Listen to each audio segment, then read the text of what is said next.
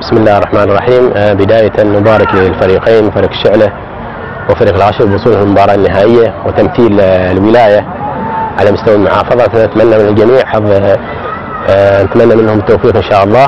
وفي اليوم ما شاف فريق خاص، إن شاء الله الفريقين فايزين بإذن الله ما دام يمثلوا الولاية. بداية نفس الشيء نتقدم بالشكر الجزيل للجنة الإعلامية على تغطيتها للحدث، سواء كان من خلال الصور أو المقاطع واللقاءات اللي عملها، فحقيقة كانت تغطية مميزة.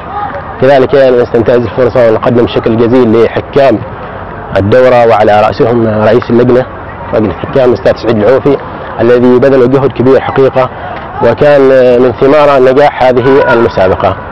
نتمنى التوفيق للجميع وإن شاء الله نشوف التتويج مشرف بإذن الله للولاية. شكرا.